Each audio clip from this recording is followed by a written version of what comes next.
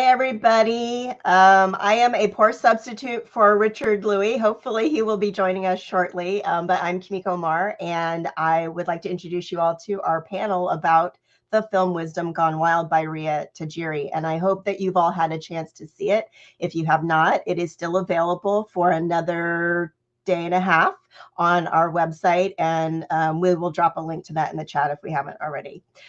Anyway, I would like to introduce our panelists. So obviously we have our director, Rea Tajiri.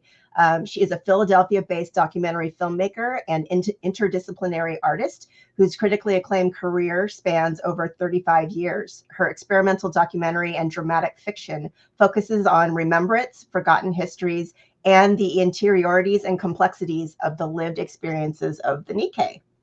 So welcome, Rea. Next, we have Daphne Kwok. Daphne is the Vice President of Diversity, Equity, and Inclusion, Asian American and Pacific Audience Strategy at AARP. Her work empowers Asian Americans and Pacific Islanders to choose how they live as they age. Welcome, Daphne. And last, we have Dr. Jason Karlawish. He is a physician and writer, professor of medicine, medical ethics, and health policy and neurology at the University of Pennsylvania, where he also serves as co-director of the Penn Memory Center. So welcome, everybody. Who wants to start? I'll start off and talk a little bit about, thank you, first of all, to Daima and Kimiko, Daphne and Jason for participating, and Rob Busher, thank you for inviting me to submit the film to Daima.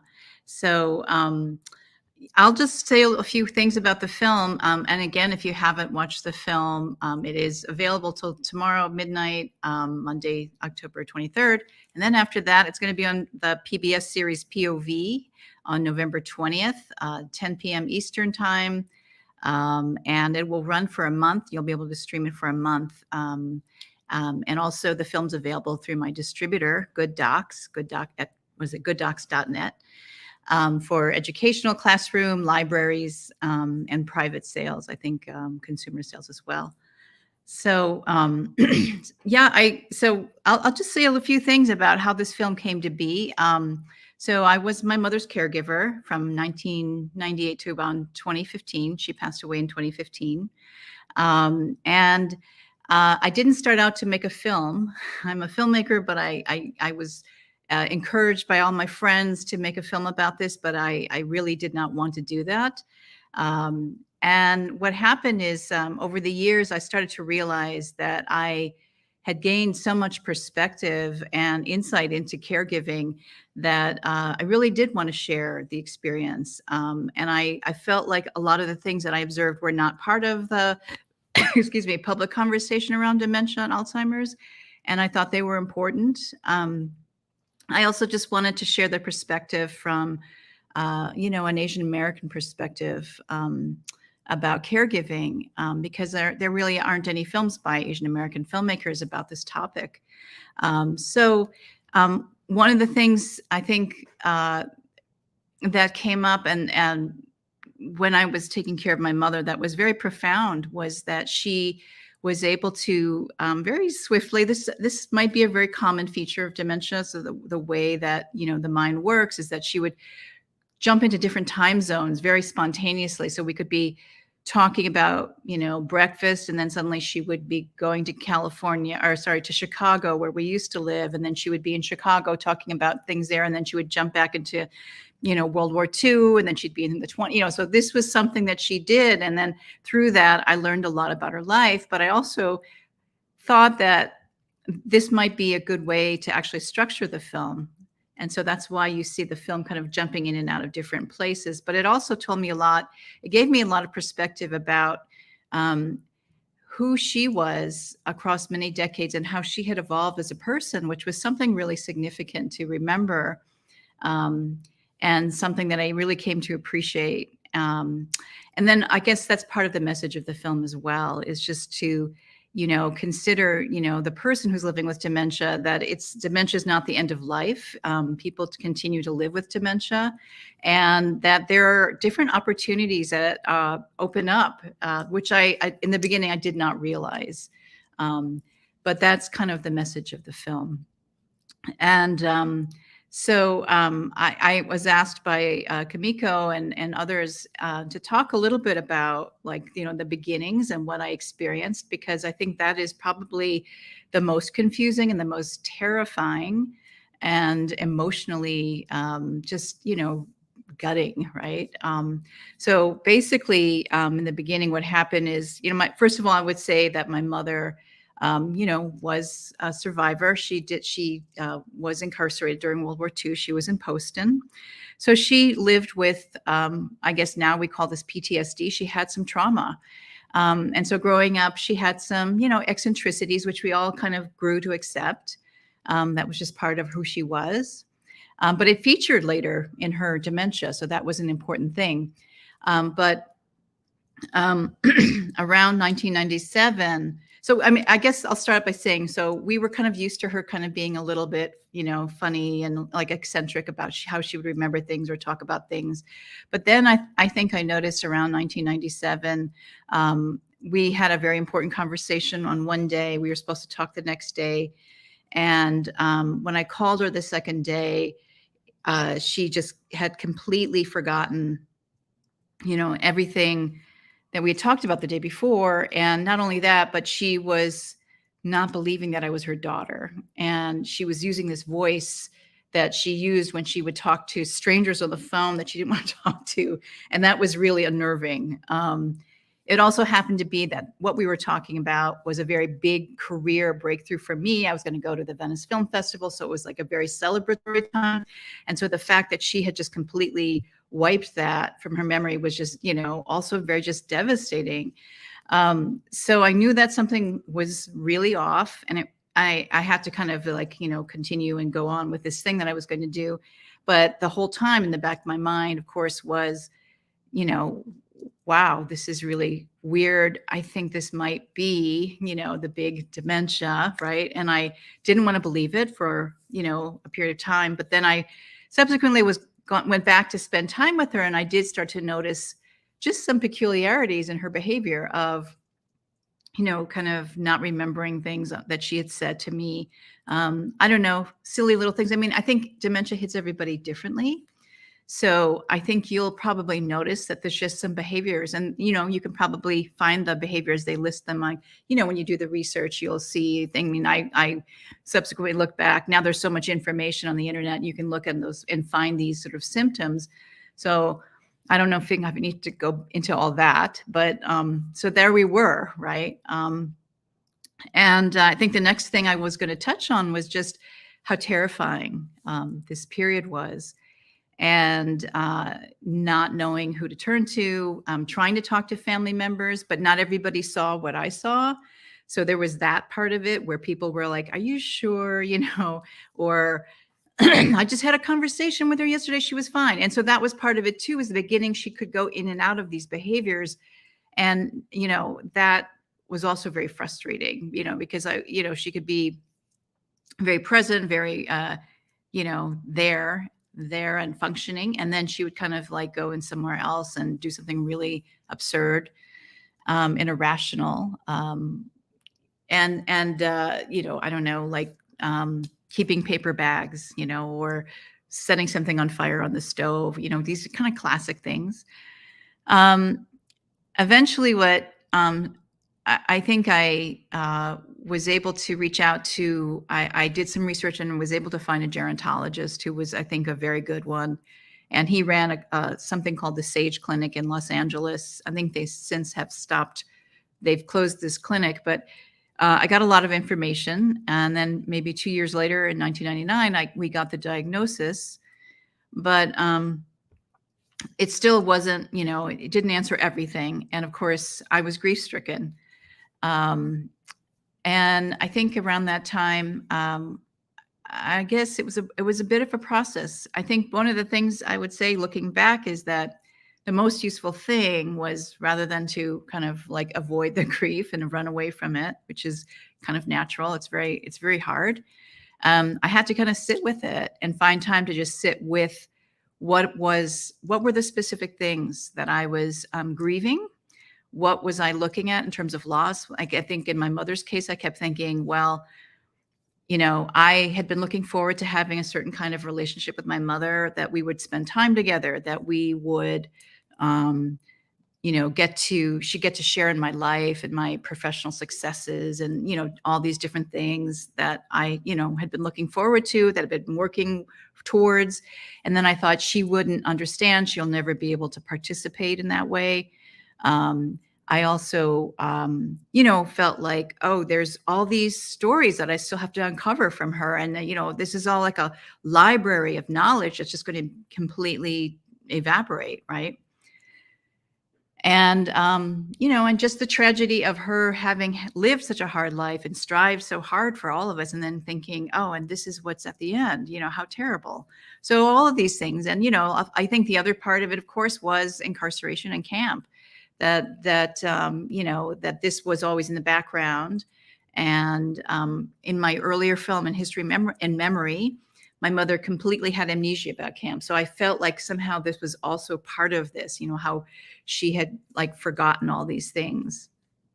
So one of the interesting things that came out of that was just trying to find like, well, maybe there is another way we can spend time that will be, satisfying, how maybe we can find some way to connect. I think once I got, was able to kind of go through this process of grieving, there's a period of where it felt like the big unknown, well, what's next? Is she going to die now? Is she going to do, what should I be doing? What, how can I make her comfortable or have a good life? And so,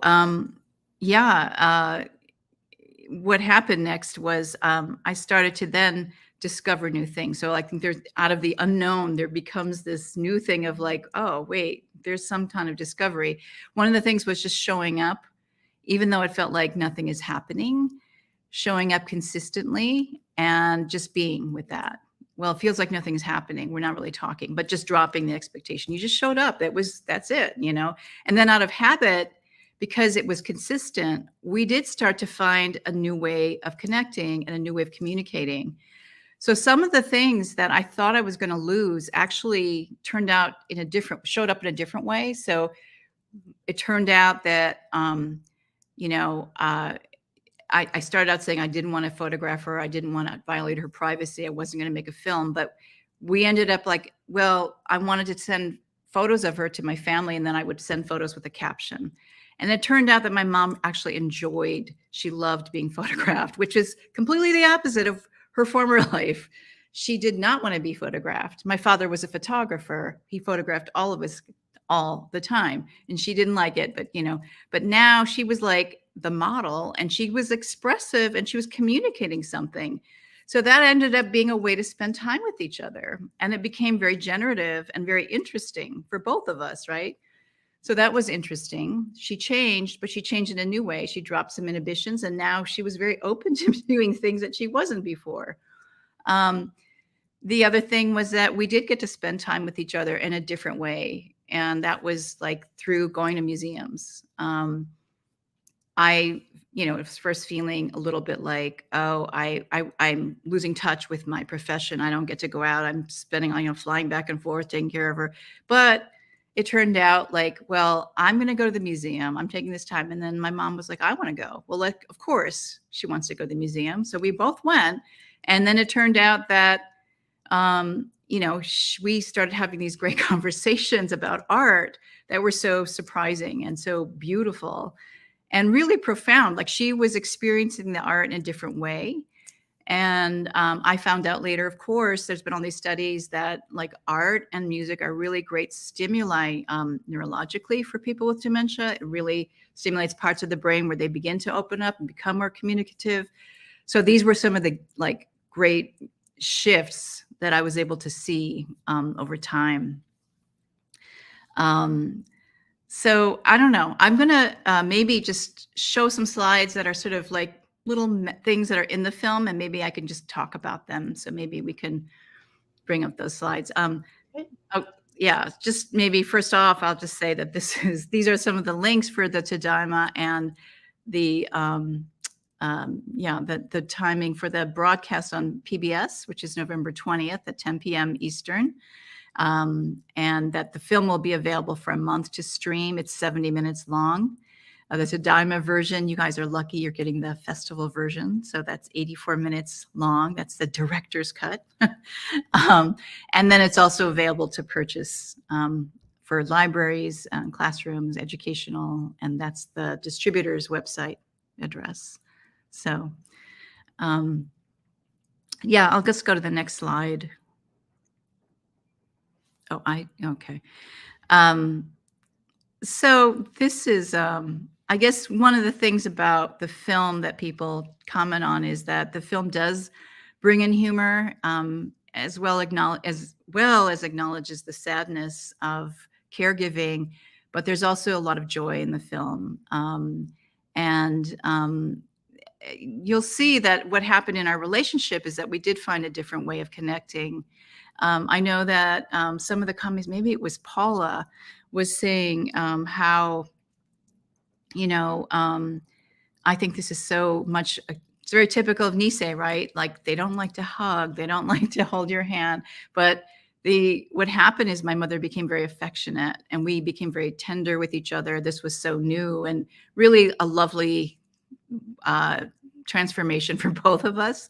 So that was really great. And I think in general, people may sometimes not realize that, like when someone has dementia, even if they're non-communicative, like really sitting with somebody, taking their hand, making eye contact can be it's really kind of key in that care process. So we'll just go to the next slide. So this is actually the quote that opens the film. And it was something that we came across actually from my teacher, my Buddhist teacher. And she was talking about, we were talking about the different, that her teacher had seen some photographs of himself at an earlier time of his life. And he said, well, I'm no longer that person, right? And it was just, he said, we are continuously dying and being reborn. And we thought that this quote was really significant for our film. So we put it in here to kind of set the audience up and to think about this as a process, right? That our lives are, about an evolution. And dementia can be part of that, evolution. It's not necessarily the end. And to appreciate all the different identities that one has over the span of a lifetime, and that our elders have lived over the span of a lifetime. So we can go to the next slide. So we'll skip this. I've just kind of covered this. So this is a moment from the film. My mother, at one point in my mother's life, she was a beautician. She went to the San Francisco School of Beauty Culture, in case there's anybody out there. I found out that Eric Matsunaga, who writes for Discover Nikkei, his aunt went to the same beauty school that my mom did, and they lived a block away from each other. So just in case there's anybody out there who's had a loved one who went to this school, it's pretty well known. But anyway, this is a film of scene, and my mother, I'm asking my mother, kind of demanding, actually. This was kind of at a point where I was kind of losing my patience, and I was saying, put this lipstick on me. And she finally goes, well, didn't your mother show you how to put lipstick on? And which I go like, hello, you're my mother. So we both start laughing. And I guess this is just to say that this is something that people bring up a lot. Does your mother recognize you? Does she? And so sometimes she would forget. And sometimes we would find ways to kind of laugh about this because, of course, it was, just absurd. And I think bringing in humor is a really good way sometimes to deal with these situations with memory loss. I think not judging is also really important, and then just kind of accepting and going, from wherever, if there's a lead to kind of go further.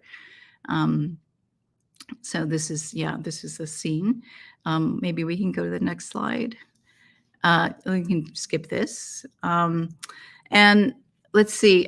So this also touches on this misrecognition. My mother sometimes would refer to me as Betty. And she would say, "Oh, you're my sister, right? You're my sister." And I don't know. One day I just sat down and thought, well, this is kind of profound, because my mother, my mother actually didn't tell me. My aunt told me this, that my mother was very close to Betty, and that Betty was artistic, and Betty could make anything. And Betty was a great seamstress and was very fashionable. And sometimes I would show up at my mother's assisted living, and I would be wearing something, and she would say, "Oh my God, where did you get that? That's horrible. That looks so awful on you. Where did you get that?" And then she, by the end of the time of my visit, she would say, "Where did you get that? I want that. I want that. Can you give that to me? I want those shoes. Give me those shoes." So I don't know. It was just funny. But anyways, the misrecognition about Betty, I started to think about it. And I thought, this is really interesting, because I am now contemplating, who is Betty? And in fact, I am kind of similar to Betty.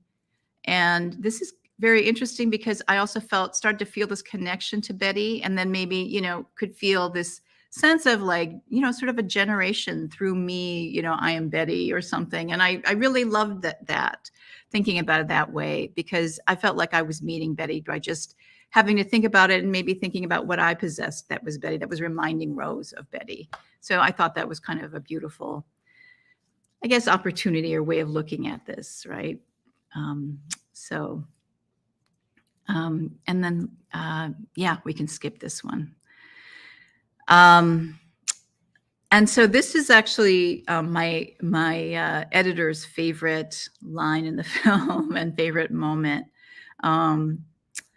So my mother was taking a nap, and I was trying to talk to her, and she said something like, "I'm not talking to you." And I said, "Why?" And she said, "Well, I'm thinking about something right now." And she said something about, you have to learn about yourself, why I'm this way, why I'm that way. And it is a slow thing to be learning about yourself and what you're trying to become. And, she goes on to explain that she's, contemplating who she is. And I found this, we found this really to be very profound, because it indicated that my mother had this in her life. Even though she was living with dementia, she was still thinking about things and who she was and where she came from. And, that she, what was she, 91 or something? And she was still becoming. And so that was a reminder to just respect her interiority.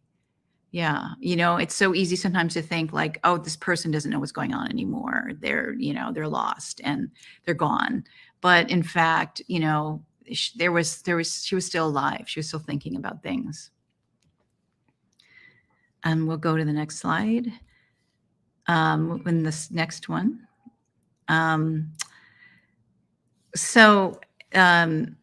This is a part where my mother was sharing some stories. So I said in the beginning that I felt like, oh, I'll never hear these stories again. And in fact, my mother started sharing a lot of stories. Some of them I had never heard before. Some of them I had heard before, and she had changed the details a little bit. A lot of things about camp, which my mother refused. As I said earlier, my mother had this amnesia. She had blocked out her camp experience, but in dementia, suddenly she was sharing a lot of things about camp, which was really fascinating. But this was I kind of transcribed this from a story she had told me. She wasn't actually speaking this on camera, but she was saying how her father had built their house with his own hands, and that they had to put it on wheels because they had to move every 3 years. They were not allowed to own land, so they couldn't stay on a property for more than 3 years. They were strawberry farmers in Salinas in the 30s, and that this was, part of her life, and it really opened up. And then later on, I found this photograph of my grandfather standing on the steps of that house, which was really, very moving for me. And again, she wasn't linear. She always would, something would just pop out. But I appreciated this, and I did try to follow her mind and her logic and her way of organizing things. And that also became very interesting and very generative. Then we can just go to the next slide. And this was something that we talked about. My mother's gerontologist, they started telling me that, and this was a little bit upsetting to me at first, but so apparently, because she was at this one assisted living and, some of the things around Medicare, I guess they would send a doctor every month or so to check in on her and to talk to her. This was not my mother's doctor, it was a different doctor. And he would say, your mother keeps talking about the FBI, what is that about?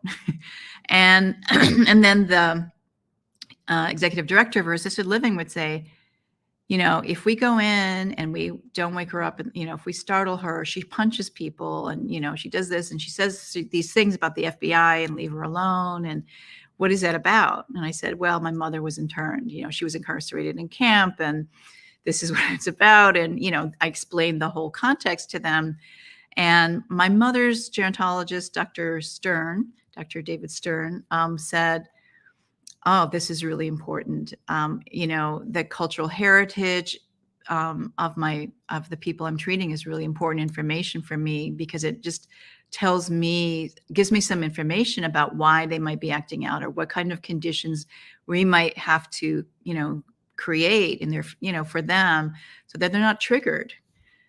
So I think I'm sharing that with this audience because it might be something you want to share with her care facility or with any of her doctors, any of her caregivers.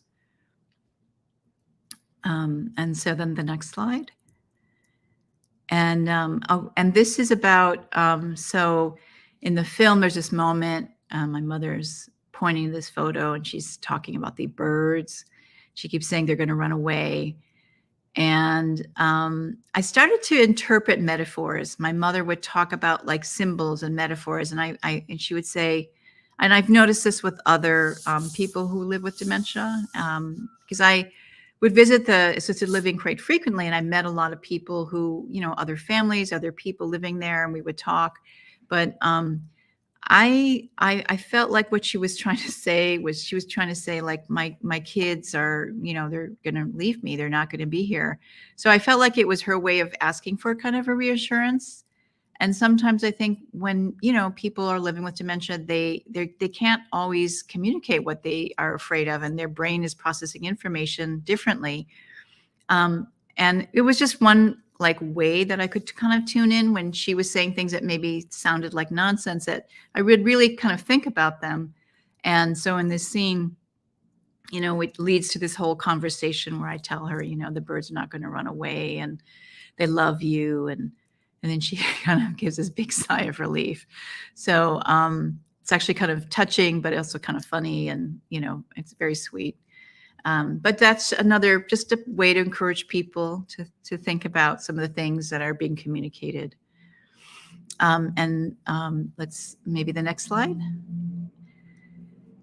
This is just maybe something I touched on earlier, but just, it will be painful, and trying to learn, maybe it's like setting aside time to be quiet with yourself, sitting with the grief, sitting with the things that are coming up for you and trying to write them down. And then realizing that joy and pain kind of sometimes coexist. It sounds strange, but it's actually kind of a profound moment when I realized this. I think it just I think it let me into a whole other dimension about thinking about life and mortality, something that I still, think about today. And I think it's been really useful. So I think the process of caregiving became a very profound life passage for myself. And so I wanted to just share that piece as well. And I think that's it. So, I would love to hear your thoughts, Dr. Karlawish and Daphne, Kimiko as well, because I know you have some recent thoughts about this. So please, please feel free to comment. And we also have Yes. Richard Lui here with us. So hopefully I know he's got some bandwidth issues, but hopefully he can join in as well and talk a little bit about his experience with his father. Are you there, Richard? Can you hear us? Yes. Good morning from Vietnam. Wow. Good morning. Welcome. Thank you for joining us, Richard. Really appreciate that you are here. Oh, back at you. I was thinking you and I were siblings in a journey. As I heard everything that you said, I was thinking, were we somehow tied to each other's brain as we were going through the walk? I don't have a lot to add other than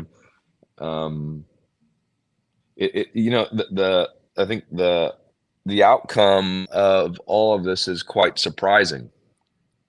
As I was filming my father and then my mother for something I did not expect to do, and I think what is beautiful about the journey that you just described was the honesty. And I think for all of us, the honesty, strangely, is the most difficult, but maybe it's not so strange. And at the end of the day, the closer we can get to it, and by the way, if it's from 1 to 10, if it's a 2 and a 5 and an 8 sometimes, and it goes back to a 1 or a 0, don't kick ourselves for being a 0 and sometimes a 10 sometimes. But each moment that seems like you're getting so close to the flame is, in the end, I think, the most giving, if you will. And I say very strangely, and I think you understand this so well, is that people say, so what's it like at the end of this process of filming your loved one, right? Or going through this? And I would say, and by no means do I mean this in a overly confident way, because I certainly don't. Is at the end of the process, and I know there's lots of us hanging out here, but don't you feel like you're the best human you've ever been in some strange way? And that's, well, why would I want to go through this journey to be the best human I've ever been? And you didn't, but that's the result. So with all the toughness, and there's so many things that you said that I was like, oh my gosh, I think we went to the same class, or we did actually. We really did. Is the joy despite difficulty that we experienced. But yeah, I guess as I still process, mom has a great name, by the way. My mom's name is Rose too, and my grandma's name was Rose. Wow. How about that one, huh? That's a good one. Yeah. My grandmother was Rosa. There you go. Yeah. So beautiful, just really beautiful. Yes, I think caregiving really does call upon us, right? To really show up and be do the best we can. So yeah, that's great. Certainly agree with that. Thank you for that. I gotcha.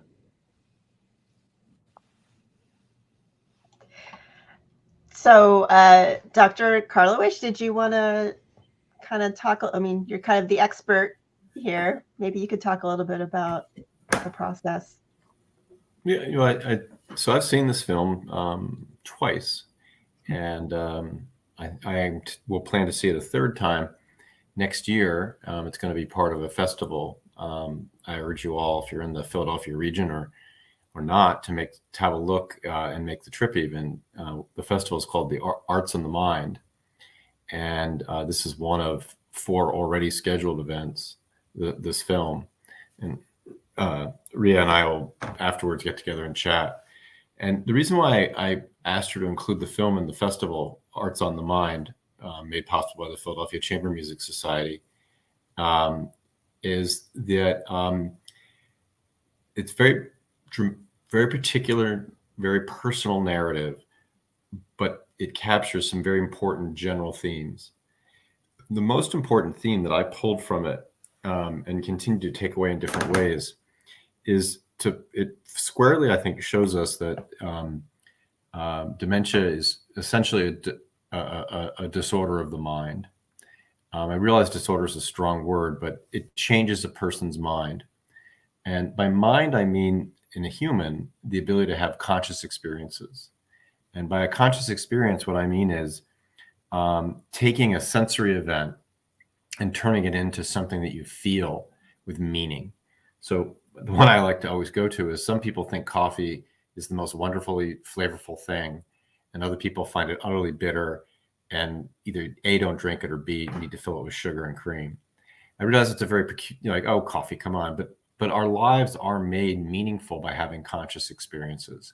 So mind isn't just memory and reasoning and language. Mind puts together those cognitive abilities, our sensory experiences, and has us feel the world. Other creatures have minds, but humans have minds. As the brain is affected by diseases like Alzheimer's, it changes how someone's mind does perceive the world and interact with it. And that's why I found this film very thoughtful, because we clearly see a woman whose mind has been changed. And I say changed because there certainly are losses in her ability to perceive the world, distortions in reality, for example. But there are also clear evidence that she's still experiencing the world and deriving meaning from that world. Indeed, I think just about 2 years before she dies, she says, "I'm learning to be myself." And I think that captures just this, which is, my mind is still working in the world, because our mind makes ourself. And my mind gives me the sense of Jason as Jason, versus Rea's mind makes Rea, and Rose's made Rose. And then the second point I wanted to bring out is, I think we often stereotype, let's not strike the word stereotype. I think we often think of the work of caregiving, being a caregiver, as essentially kind of a high octane, on call all the time, maid, butler, pick your metaphor. And there's no question that caregiving is realized through activities that, can be done by people whose job is to clean a house and make a meal and all those other things. It's not to disparage those roles, but I think what this film showed me was that when you do those very ordinary things with someone, you're doing them because you have figured out how they help support and sustain the mind of that individual. And you know that if you didn't do it well, that although they might be fed, or they might, all the basic needs are met, they're going to be unhappy, disturbed, agitated, etc. And I think what caregiving fundamentally is it's sort of, I call it mind support, because if you weren't there, the person would be really quite ill, quite distressed, anxious. And a good caregiver knows how to read the mind of the other person and then tailor the world to work for them. And the film documents that really quite well, how Rea and her siblings really kind of organized a life for their mother that allowed her to experience the world with meaning. And there's some really kind of neat things they did. I don't spoil, you have to watch the movie to see what they did and what Friends did. One of those things was, and I'm not spoiling the movie because it's already been mentioned, is engagement with art. And I don't want to push back on, but I would like to recast the, neuroscience shows that people with dementia, their brains are activated by art. And so what we do is we take art and we talk about that way, and please don't be offended, and we make it into like another pill. Take this pill and you'll be sharper. And I'm not, but we all look to art to get meaning out of the world, whether we have dementia or not. And I think what I took from this movie was, this documentary, was that engagement with art for the person with dementia isn't just to fill the time, got to do something. It isn't just to kind of, and it isn't just art therapy, but it's connecting with another human to create something that's meaningful. And I think the reason why I'm hammering this point home is I think many of us think that people with dementia can't engage with art, or if they do, they don't really know what they're doing, et cetera. And there's certain forms of art, certainly, that can be a challenge, particularly narrative-based things. Following a story is very hard. Who's this character? But music, dance, pictorial representations, those are art forms that I think even in advanced disease, patients can interact with and create meaning. And so in summary, this isn't just another documentary about how awful dementia is. And it is awful. Dementia, no disease is pleasant. No one says, I'm so happy I have psoriasis, or hypertension's been so much fun, or, without diabetes, I don't know where I'd get the joy in life. That's absurd. And dementia is uniquely awful as a disease. And my remarks aren't intended to simply make it fun or make it, at best, it's going to be pleasant pain. That's the best you're going to get. But I'd much rather have that, and you do that by creating meaning, than just to call it a so slide into oblivion and the person's lost and there's nothing there, et cetera.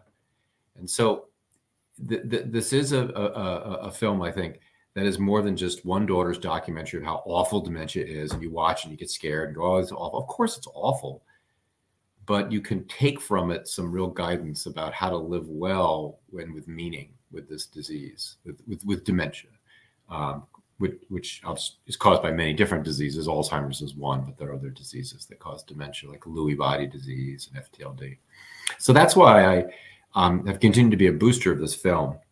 And I look forward to seeing, hopefully, some of you later in Philadelphia when Rea and I will be on stage. I think, are we going to the Prince Theater? Is that where we're going to be? That's big stuff, actually. Yeah, it's a great venue. And yeah. So Arts on the Mind, take a look at it. You'll get to meet in person and talk more. So thanks so much. I think this is a very thoughtful, well done film. It's not just a documentary about dementia. It's a deeper treatment of what it means to be a caregiver and to be a person living with dementia. Thank you. Thank you very much. I appreciate those comments and hearing your perspective as someone who studies this, it's very helpful. Well, you're welcome. Yeah, no, and you and your brothers, I have no doubt. It's interesting. I think the depth of what a caregiver fears, and I'll stop because Daphne, don't want to filibuster here. In the beginning, is totally understandable, but to me, it's a sign that and I think Richard was kind of getting at this as well. Once you get beyond that fear, you realize the depth of that emotion is showing what you're going to be willing to do for this other person. By the way, it also shows people who do this for a living, that's their job. It shows you this is not easy work. Again, it's not just being paid to be someone's butler or maid. If you do this work right, and it is very difficult work, it is moral work, and it can be magnificent. Sadly, we grossly underpay people to do the work. We call them certified nurses assistants and other kind of bizarre titles that I don't really describe what they're doing, but anyway, welcome to long-term care in America. Yeah, that's a really important shout out too, is the people who are working in the facilities. That some of the people that took care of my mother were so incredible. They were incredible people. And yes, they are grossly underpaid. But I mean, the way they got to know my mother, the way that they had to care for multiple people and, all at once, it was very challenging. And I'm very grateful to those people.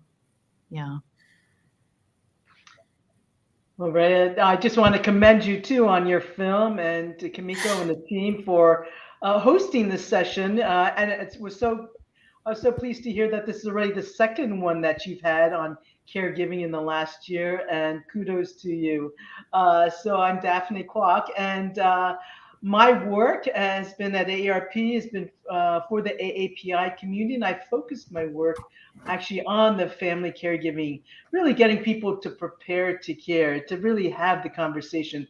So I really commend you for the film, because you've really helped to normalize caregiving. And I think that's part of the work that I've been doing, and been able to be so fortunate to partner with Richard for, I think, as he says, about 7 years at this point, where he was so willing to and courageously to share. And I commend both of you for sharing your private journey to really help and assist others. And I can't tell you how impactful these films are, and through the arts. Prior to AARP, my work has been in the Asian American community, in the civil rights, political arena. And I always said it's through the arts that is really one of the most effective ways to inform and educate what the true AAPI experience is, whether it's comedy, through its live theater, whatever it might be. And this is another form, right, through film, to really document, to share, to show, and to be able to help others through the caregiving journey. And so by having more of these films, as you said in the very beginning, there aren't many of these films around caregiving. I think, what can we do to really support filmmakers to produce more of these films? How can we use these films as catalysts for conversation in our community? And they certainly are effective. I think, Richard, right, I've seen the impact that he's had by his speaking engagements and showing his film Sky Blossom, and now the latest one, Unconditional.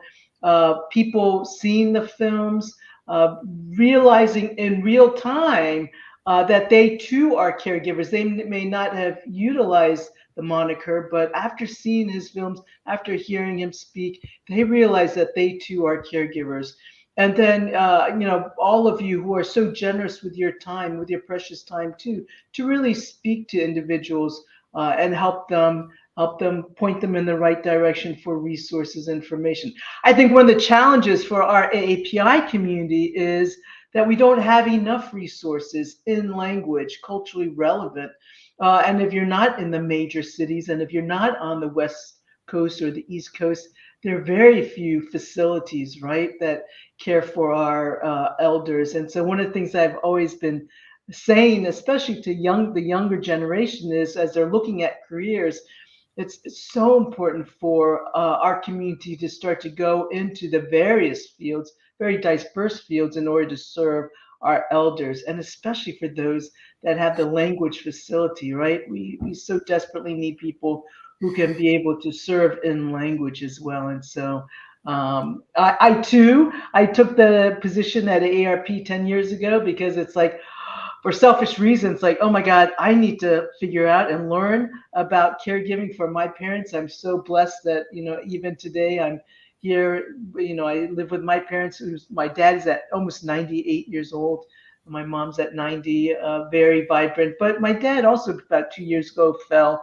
And so Richard has been a tremendous sounding board support and advice on how to be able to care for my father. And as you said, humor truly is important. And I'll just share with you the humor that, I've been so fortunate to be able to have in caring for my father.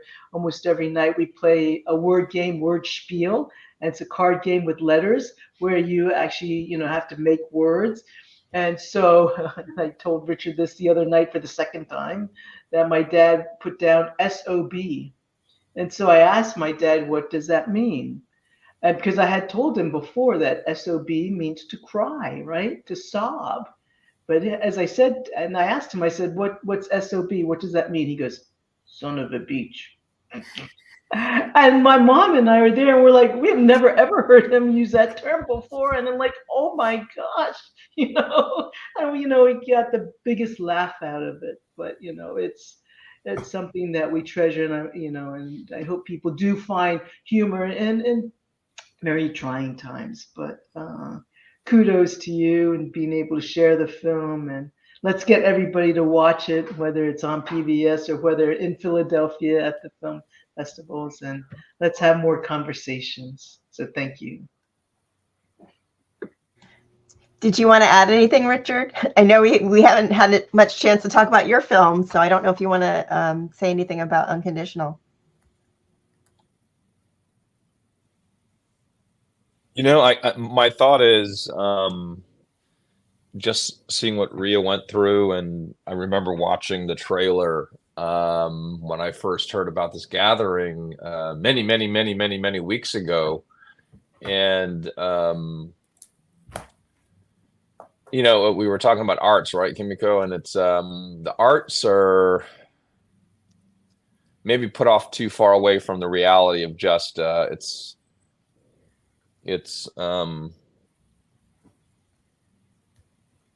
I don't know how to put it. It's our language, right? But Rea knows that better, being a very successful filmmaker, that this was, one of many of her great works. But probably, I'm very interested to hear what Rea says about, how's it compared to her other works, right? Where does it sit into that filmography? And I really do appreciate, as Daphne was saying, as we go through these choices, that we're not fully aware of them. That's totally fine, right? The step isn't so obvious to us as, when Daphne reached out to me she wanted to actually show that, just like in the JA experience, is all the AAPI experiences of, what does it mean to go through this? And the lenses that we need or need help with, right? The arts are one lens. And as we figure out that vernacular of care, which is so important, what are the other parts of that vernacular? Is it what we eat? Is it the way we put our feet on the ground when we get up in the morning? And how do we accept that as part of, sorry to get all, but that vernacular of life, right? And so as we add to our language to understand this journey, as Rea shows with her mom, which is amazing, is that we don't expect it to be what it is. And that's a lot of the things we go through, even whatever time it may be, whatever time in our journey. And so I really do enjoy the openness about this in this space, which is to, talk about it in a very layered way, because there's so many layers that are just, which I'm still discovering. With Unconditional was a journey, and I'm a newbie to this space, so I really don't, film is new to me, but I know what, wouldn't say I'm experienced, but I would say that, going through it with my father and taking care of him as Rea did with her mother is, I don't know. I don't know if I feel like I have a lot of experience in the space. I would only say that I've been through a really important walk. Mm-hmm. How long had you been taking care of your dad? I had been taking care of him. You were talking about travels too, Rea, and I was flying from New York to San Francisco for 7 years, and I changed my job so I could fly back 2 or 3 times a month. Mm-hmm. And being a broadcast journalist, you wouldn't know it today, is that it was not easy. I thought I was going to lose my job, because we kind of work 8 days a week. What is what I like to say. Yeah. And but as we find the right people in that walk I was talking about, I was just surprised how my boss shared that she was also a long distance caregiver and what it meant to care for her mom. Mm-hmm. And because she was going through the same thing, which surprised the heck out of me, because I actually thought I was walking into the office to say goodbye to journalism, because but she instead said, let's figure it out. And so as we find others, as you have, I know, that have gone through it, is how do we help? And I say she expressed creative kindness in a moment what was completely out of the blue. I walked in 3 minutes later, Rea, 3 minutes later, she looked up at me and she said, I'm taking care of my mom as well, Richard, in Florida, and we're in New York. And those little things that are built into us where we react in a kind way is what I find so redeeming about this space, right? And when you share the story of caring for your mom, it's really sharing a quality, I think, that is so important. I think we've sort of pushed aside, well, I'm even getting more meta here, that we've pushed aside basically in our culture today, that this is a good thing to do, to care for people. And you caring for mom, you caring for my dad, and Daphne sharing she caring for her parents is, indirectly saying, hey, this is the good stuff to do. This is the good stuff. And it's tough, but it's worth it. Yeah, thank you. Thank you, Richard. I know. Oh, I just wanted to say really quick, we will maybe have a minute to get to some questions, but we also kind of have a hard out really soon. So I'm sorry, Dr. Karlawish, go ahead. Did you want to say something? No, good. If people want to learn more about Alzheimer's and kind of and dementia in general and keep in touch about that, I would urge you, if you visit the website for the Penn Memory Center, and maybe you can enter that into the comments. It's Penn, PENN, memorycenter.org. You can subscribe to our weekly email news magazine, and it covers what is happening in the field and periodic webinars that we also host. So I just want to offer that as a resource. Yeah, it's there in the chat. Yeah. Yes. Thank you. That's great. Right. Well, we do have one question really quick. Maybe we can get to this. This is from Julie Abo. She's asking, hearing your personal stories is so impactful. How was it for both of the filmmakers to turn the camera onto themselves? Very difficult. Very difficult. And I didn't want to do it. And then I realized it was, I had to do it. And so I did it.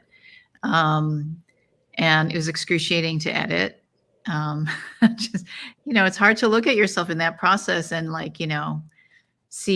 feel that oh, I said that. Oh God, why did I do that? All these things. It's just very hard, but it was necessary to tell the story. It was really necessary. So yeah, Richard, I don't know. I haven't seen your film. I'm sorry, but yeah, maybe you can say something about that. I echo what you're saying, Rea, and I would say also, which was, in the edit process, as you were alluding to, which, we were editing for 2 years, was I felt I was going through a therapy session, Yes. much needed, right? Much needed. Yeah. I accept that reality, Yeah. Unlike any therapy, if any of you have ever had a therapist, this is unlike any therapy session you've ever gone through, because you've got all the video, all the audio, and there's no turning away from that which you just said, what you said, right? Yeah. But I think the indirect way of it being for film was maybe and everybody will find their own way of working through it. Right. I mean, Rea, would you say that was I say the film process was my therapy. I thought it was a level, whatever it was, of therapy. And then after I hit save at the end of the editing process, I realized it was twice as big whichever big is, big in sadness, big in happiness, big in lessons than I thought it was going through it. I mean, wasn't that for you, Rea? I mean, after you hit save, right, done. Did you have an aha moment? That was my aha moment. I think that for me, I had to constantly think of myself in the third person. That person on the screen is a character, and we have to use that character to tell the story. We have to use, because that was the only way I would agree to do these things, or voiceovers. Like, well, it's necessary because the character needs to say this right now. We need to elucidate this point. And that's kind of how I saw it. And that it sure, it's about me and it's exposing me, but it's also not about me. It's about the issue. You know what I mean? It was just this weird duality constantly. Like, it's, yes, that's me, but it's not. And even today I go, there's probably things that people are seeing that I can't see, that they know about me, that I don't know what I've exposed, but let's just put that thought out of my mind, because I'll freak out otherwise. But it is really strange. It's a very strange thing to do. And I don't want to ever do it again. I'll say that. But yeah. I want to thank both the filmmakers for sharing their stories, and I look forward to seeing your film, Richard. Thank you, Doctor. Appreciate it. On the East Coast, it's getting late, and I need to run. Thank you so much. Thank you. Rea, I'll see you in a couple months, but we'll talk before. Great.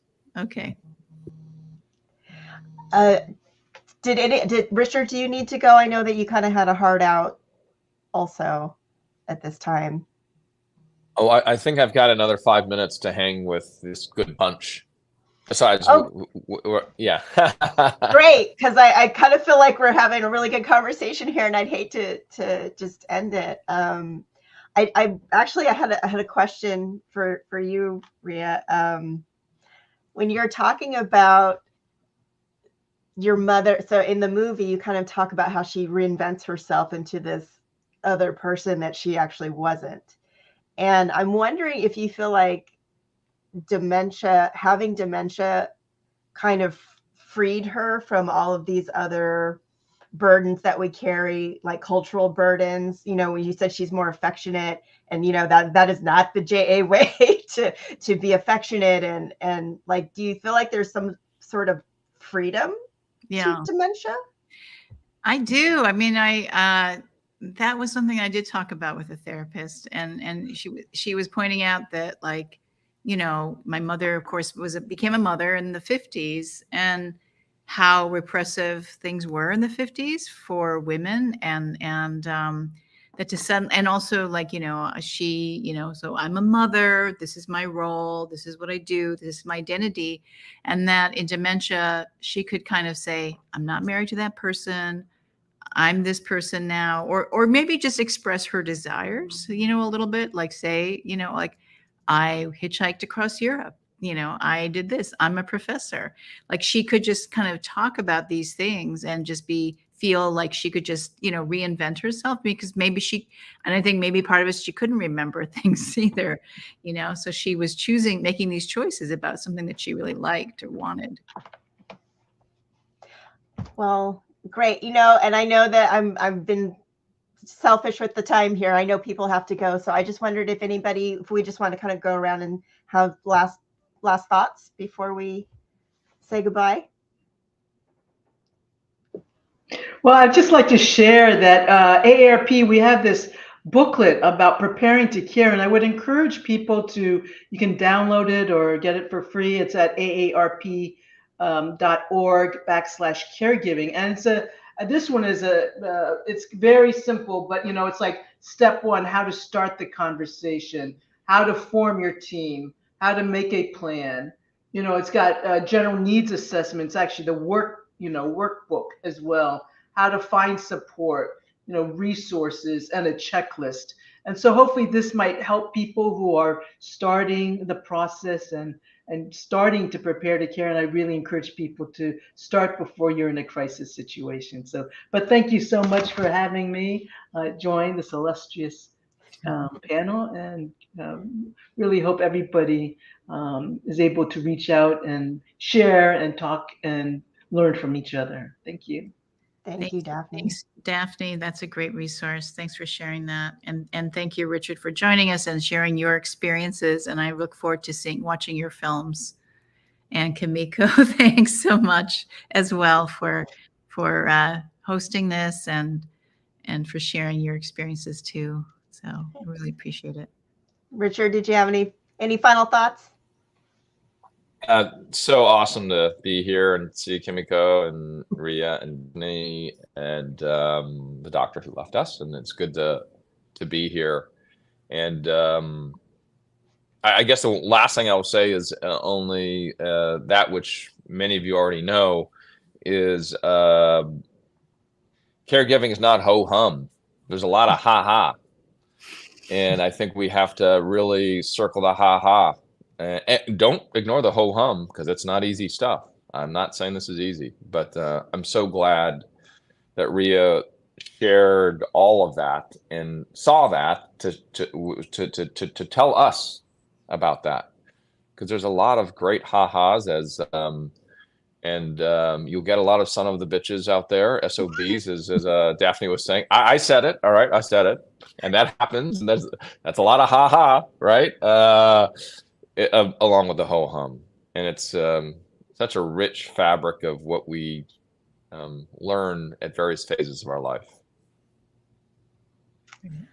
Well, thank you so much for all of you taking time out of your busy schedules to have this conversation. I hope that we can do more of these types of talks. And of course, I'm speaking selfishly because my parents are getting at the age where I'm also concerned about all of this. So I just really, really thank you all for coming. And I thank everybody for watching, and have a good rest of your afternoon.